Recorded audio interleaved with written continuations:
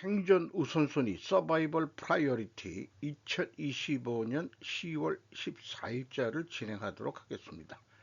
1.25 배속을 보시기 바라고요. 구독, 좋아요도 부탁드립니다. 오늘의 편집 내용 드립니다. 중국의 희토류 통제는 지구상의 모든 국가가 현대 경제에 참여하는 것을 금지할 수 있다고 전 백악관 고문은 경고. 제이슨 마가 포춘지에서 10월 13일에 보도한 내용입니다. 희토류에 대한 중국의 새로운 수출 규제는 중요한 기술 투입에 대한 접근을 제한하는 것을 훨씬 넘어섰다. 목요일 중국 상무부는 12월 1일부터 외국 기업이 희토류의 0.1% 이상을 중국에서 수출하거나 중국 생산 기술로 만든 제품을 수출하려면 라이선스가 필요하다고 밝혔습니다. 그들은 다른 누구도 구축할 용기가 없었던 산업 역량을 부지런히 구축했기 때문에 이 일을 할 수 있습니다. 그들은 재정적, 환경적 비용을 기꺼이 감수했습니다. 이제 전 세계도 똑같이 해야 합니다. 다시 말해 미국은 오늘날의 칩에서 중국을 차단할 수 있지만 중국의 미래의 칩 및 기타 첨단 기술을 구축하는 것을 훨씬 더 어렵게 만들 수 있습니다라고 전 미국 무역대표부 대표인 마이클 프리먼은 금요일 서브스택 게시물에서 말했습니다. 브루킹스 연구소의 선임연구원인 경제학자 로빈 브룩스는 시장이 트럼프의 새로운 중국 관세 위협이 미국에 역효과를 낼 것이라고 예상한다고 관찰했습니다.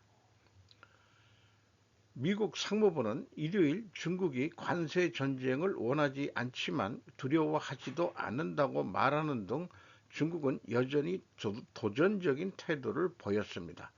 또한 수출 규제는 희토류 선적을 금지하는 것이 아니라 주권적 권리라고 말했습니다. 서구가 환경오염 운운할 때 중국은 환경오염을 시키면서 희토류 광산을 개발했다고 볼 수가 있겠네요. 여기서 미국과 서구는 침묵했었습니다. 환경오염이 되든지 말든지 간에.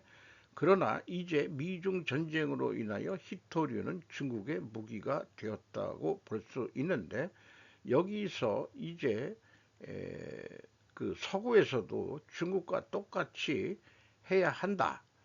그러니까 환경 오염이 되든지 말든지 간에 희토류가 있어야 미래를 확보할 수 있다. 이런 얘기가 될 것 같네요. 그래서 중국의 그 장시성 간센현에서 이게 노천광산과 같이 파고 들어가면서 히토류를 그 채굴하는 그런 그 사진을 했네요. 2010년 12월 30일자 자료를 게재했습니다. 이것은 2011월 1월 6일 날 장시성 이거는 난청령에 이 바닥에 물을 뿌려가면서 먼지가 많이 나니까 이렇게 물을 뿌린 다음에 그 엑스카베이터로 등으로 이렇게 그 끌어 모아 가지고 이것을 또 뭐 정제하든지 해가지고 이 중에서 희토류를 뽑아내는 그런 거 같죠. 이런 식으로 환경 오염이 된다. 이렇게 볼 수 있을 것 같습니다. 그런데 우리나라 뉴스에 희토류에 대해서 이런 보도가 나왔네요. 미 무역대표부 대표 중국 희토류 통제 지나쳤다 인식한 듯 이런 인식한 듯이라는 표현이 재미있기도 하고 고개를 개굿하게 만드네요. 김원철 기자가 한겨레에서 10월 13일 보도했습니다. 제이미슨 그리어 전날 중국 상무부 성명 근거로 판단한 듯 제이미슨 그리어 미국 무역대표부 대표가 12일 중국의 희토류 수출 통제 확대 조치에 대해 용인 가능한 수준을 넘었다는 걸 중국이 인식한 것 같다고 말했다. 그는 이 조치를 용인할 수 없다면서도 외교적 해법 가능성은 열어뒀다. 중국 상무부가 전날 성명에서 수출 통제는 수출 금지가 아니며 적격한 신청에는 허가가 부여될 것이라고 밝힌 점 등을 근거로 한 판단으로 보인다. 발표 전 관련 국가 및 지역에 통보했다는 중국 쪽 주장에 대해선 공식 통보 없이 언론 보도를 통해 해당 사실을 알게 되었고 곧바로 중국에 연락을 시도했으나 응답하지 않았다고 반박했다. 지난 5월 중국과 체결한 무역 합의를 지키기 위해 폭넓은 관세를 자제해 왔는데도 중국은 희토류 수출 통제를 확대하기로 결정했다. 이는 명백한 합의 위반이라며 트럼프 대통령이 보복 관세를 제한하는 것은 합리적이라고 말했다. 양국 간 정상회담 등 외교적 해법 가능성은 열어 있다고 봤다. 그는 경주에서 2주 뒤 열리는 아시아 태평양 경제협력체 에이펙, 아펙이라고 이쪽에서는 표현했네요. 정상회의를 언급하며 대통령은 그곳에 있을 예정이고 시진핑 주석도 아마 있을 것이라며 대화에 대한 의사가 있다면 트럼프 대통령은 언제나 대화할 의향이 있다고 말했다. 여기에서 인식한 것 같다. 이런 표현. 그 다음에 한듯과 같은 가정에 의한 보도는 하면 안 되지. 사실에 근거한 보도를 해야 해. 라고 이 무역대표부는 한겨레 기자한테 얘기할 것 같아요. 그 가정 원인을 세우는 것은 과학도라면은 용인이 됩니다. 그 가정이 맞다고 한다면은 필연적으로 존재할 다른 결과를 그 기자가 과학도적인 입장에서 다른 증거를 제시해야 될 것 같습니다. 그 중국이 지나쳤다. 인식한 듯 인식을 했기 때문에 그런 게 아니고 이런 표현들이 언뜻 느낌상으로는 미국 미역 대표부가 잘못 인식한 거 아니냐는 식의 뉘앙스를 비치기 때문에 문제성 있는 보도라고 생각이 들어갑니다.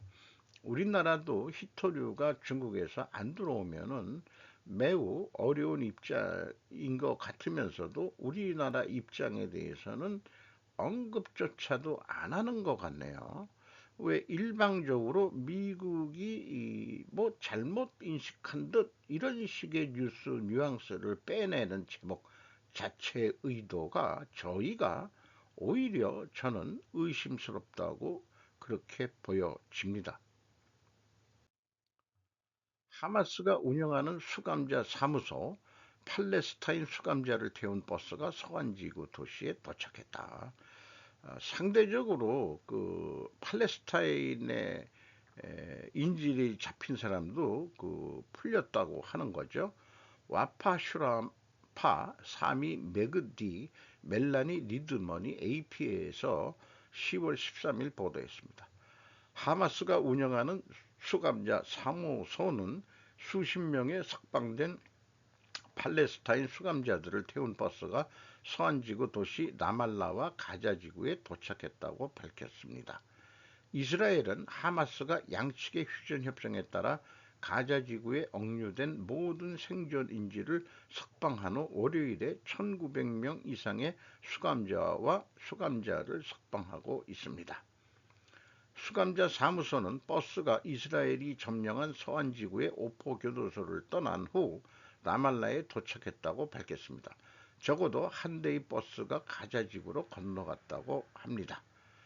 데이르 알발라 가자지구에서 하마스는 월요일 가자지구를 강타하고 수만 명의 팔레스타인을 살해했으며 수십 명의 포로를 무장 세력의 손에 넘겨둔 2년간의 전쟁을 종식하는 휴전의 일환으로 가자지구에 억류된 생존인질 20명을 모두 석방했습니다. 20명의 인질은 모두 이스라엘로 돌아와 가족과 재회하고 건강검진을 받을 예정입니다. 나머지 28명의 사망자 인질들의 시신도 거래의 일환으로 인도될 것으로 예상되지만 정확한 시기는 아직 불분명합니다. 그 석방 소식에 오열하는 그 아무래도 그 인질들의 그 어머니들 정도 되겠죠. 이스라엘 측 그 여성들이 감격과 오열하는 그런 사진을 게재했네요. 이것은 그 팔레스타인이 그 차에 태워서 그뭐 가자 서한 지구 쪽에도 그 풀려나고 가자 지구로 넘어간 그런 차량에서 그 구속돼 있던 팔레스타인들이 풀려나는 사진인 것 같습니다.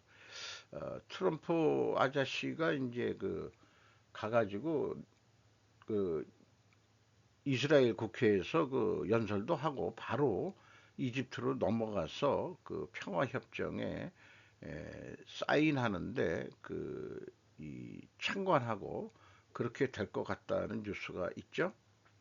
완전 중동 평화가 이것으로 평화협정이 이루어질 것인지 참 궁금합니다. 벤스는 트럼프가 대통령이 반란법을 발동하겠다고 위협하면서 모든 옵션을 검토하고 있다고 말했습니다. 메간 르보비치가 NBC 뉴스에서 10월 12일 날 보도한 내용입니다. JD 벤스 부통령은 일요일 NBC 뉴스의 언론과의 만남에서 인터뷰에서도 도널드 트럼프 대통령이 반란법 발동에 반대하지 않는다고 밝혔습니다. 반란법은 대통령이 법 집행 목적으로 미군을 국내에 배치할 수 있도록 허용합니다. 군대는 일반적으로 의회의 승인 없이 국내법 집행 목적으로 미국 땅에 배치되는 것이 허용되지 않았습니다. 트럼프가 이 법을 발동한다면 이는 1992년 로스앤젤레스 폭동 당시 조지 H.W. 부시 전 대통령이 이 법을 발동한 이후 처음 있는 일이 될 것입니다. 벤스의 발언은 백악관이 오리건주와 일리노이주의 주 방위군을 배치하기 위하여 연방화하여 포틀랜드의 시카고를 겨냥하고 있는 가운데 나온 것입니다. 반란법에 대한 질문에 대해 벤스는 이민법을 집행하는 법 집행관에 대한 공격을 지적했습니다. 여기서 문제는 반란법이나 우리가 실제로 그것을 발동하는지 여부가 아닙니다. 문제는 극좌파 미칭왕이 몇 명의 응원을 받은 이 나라의 전체 미디어가 미국법 집행기관을 비난하는 것을 괜찮게 만들었다는 사실입니다. 토요일 연방항소법원은 백악관이 일리노이주에 연방방위군을 배치하는 것을 막았습니다. 법원의 판결을 앞두고 주 방위군은 이미 시카고 대도시 지역에 도착하기 시작했습니다. 그런데 갑자기 생각나는 게 JD 벤스의 그 이력이 어떤지는 잘 모르겠습니다. 국내 상공사공 중에서 벤스에 대해서 뭐 언뜻 지나가면서 얘기했더니 JD 벤스 그 새끼 그 쓰레기 같은 놈이에요. 이렇게 또 얘기를 하는 친구가 있어서 그냥 더 이상 대화를 안 했는데 무엇들을 근거로 이렇게 얘기하는지 저는 벤스가 부각이 된 게 EU 나토에 가가지고 아주 냉정한 얼굴로 이제 EU는 너희들의 힘으로 좀 방위를 해야 되지 않겠냐. 그래서 방위비를 5%까지 올려라 하고 강력하게 나토에 가가지고 말했던 것부터 벤스가 기억이 나는데 저로서는 객관적인 그 부통령이 되면서의 행보지 어떤 그 개인적인 인신 공격적인 인격 모독적인 그런 표현들 무조건 JD 벤스 그 새끼는 개새끼이기 때문에 뭐 어떤 일을 해도 안 믿겠다라는 전제로 이렇게 생각하는 상공사공이 있다는 것은 참 걱정스럽기도 하고 그런 게 좀 있습니다. 또 더 이상 안 물어봤는데 좀 찝찝한 그런 기분이 있네요. JD 벤스가 개새끼인지 아닌지 두고 보기로 하죠. 3040이 뭐 특히 일부겠지만은.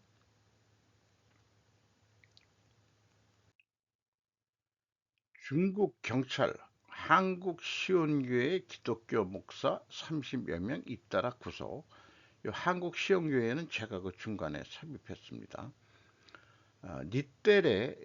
니떼레라고 이걸 발음이 일본 요게 날일자를 이렇게 쓴 것 같습니다. 처음에 이게 어떻게 읽어야 될지 몰랐는데 니떼레라고 발음해야 될 것 같네요. 어쨌든 중국에서 이달 들어 기독교 목사 등 교회 관계자 30여 명이 잇따라 경찰 당국에 구속된 것으로 알려졌습니다. 관계자는 종교 탄압이 강해지고 있다라고 위기감을 나타냈습니다. 중국 기독교의 시온교회에 따르면 지난 10일 주임 목사를 맡고 있는 김내일 목사가 광시 치완족 자치구에서 경찰 당국에 연행돼 구속됐습니다.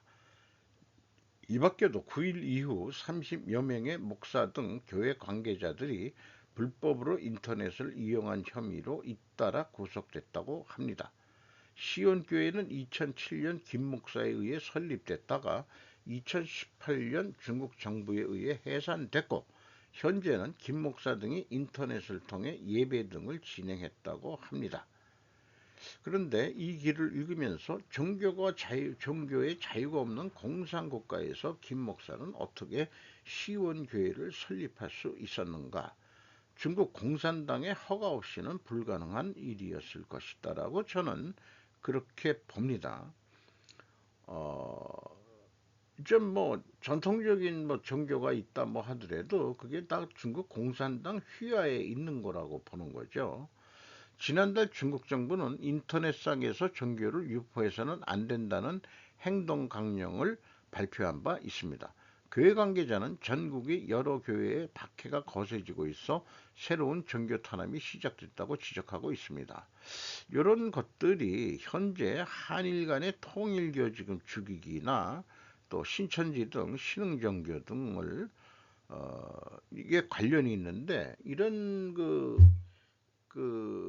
중국의 그 시온교회를 그 세운 김내일 목사 뭐 이런 사람이 파로 따진다면은 기독교 어딘지 그거는 확실히 여기 나와 있지가 않네요. 어쨌든 2024년 3월 9일에 이런 뉴스도 있습니다.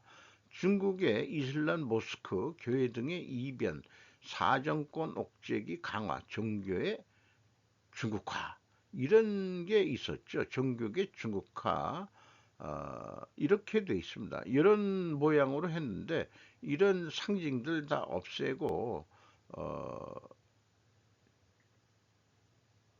뭐 뭐라고 돼 있는지 모르겠습니다만은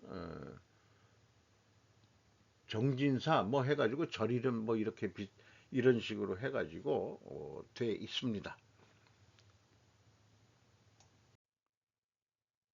일본의 사회보장 부담률은 GDP 대비 13.3%, 국민 부담률의 국제비교 추이, 2022년 시점 최신판이라고 합니다. 후아라 이조라고 전문가가 10월 13일에 보도했습니다. G7 평균의 움직임은 국민 부담률의 것과 거의 같다. 1980년대까지는 상승했고 그 후는 거의 제자리 걸음을 어, 했고 덴마크나 호주와 같이 특이한 국가 앞에서 설명한 바와 같이 세금으로 사회보장이 이루어지고 있기 때문에 별도의 사회보장 부담이 부과되어 있는 것은 거의 없다는 별도로 대략 같은 움직임을 하고 있다. 한편 한국이나 일본처럼 거의 일관되게 상승을 계속하고 있는 나라도 있다. 일본의 사회보장 부담은 1965년 시점에서는 3.8%였지만 최신의 값이 되는 2021년 시점에서는 13.3%, 실로 3.5배 가까이 부풀어 올랐다. 원래 사회보장 부담률에서도 일본은 국제 비교상으로는 낮았지만 이 상황의 수반에 G7 평균을 넘어 있는 것이 현재다. 이렇게 보고 있네요. 일본에서는 이러한 사회보장 부담률이 상승해 국민 부담의 전체의 증가의 주요 인임을 다시 한번 확인할 수 있는 바이다. 이렇게 간략하게 가지고 여러 가지 통계가 있는데 이 가운데 점선이 이 평균입니다. OECD.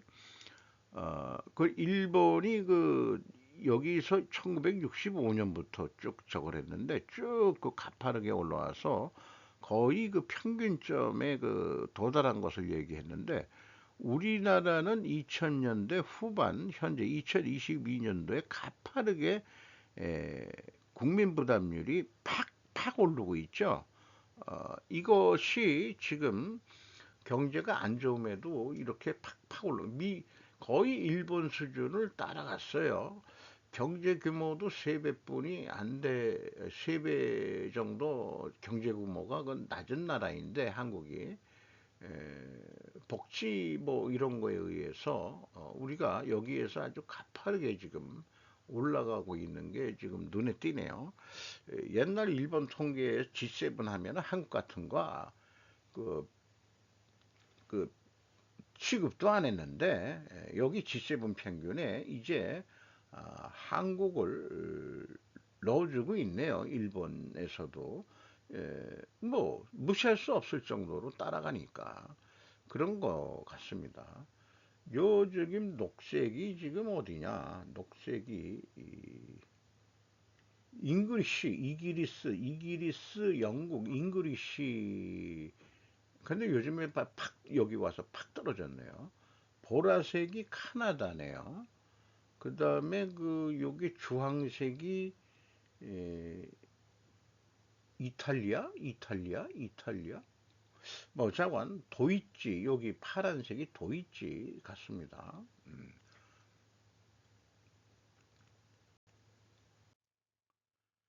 인생에서 제일 무서운 것 이게 뭔가 했더니 동부그룹 김준기 창업회장과 김남호 명예회장에 대한 얘기인데요. 5년 만에 2세 경영체제 마감 김남호 퇴진 하이텍 매각 모친 장래 딸 경영 참여 갈등 창업회장 지배력이 아직 막강하고 분쟁 가능성은 제로인데 김주원 승계 현실성 없어 그룹 분리가 최선이다. 이렇게 시간은 김남호 편 더 공부하고 노력해야 저는 노노에서 사람이 살면서 세 가지를 경계한다고 했습니다.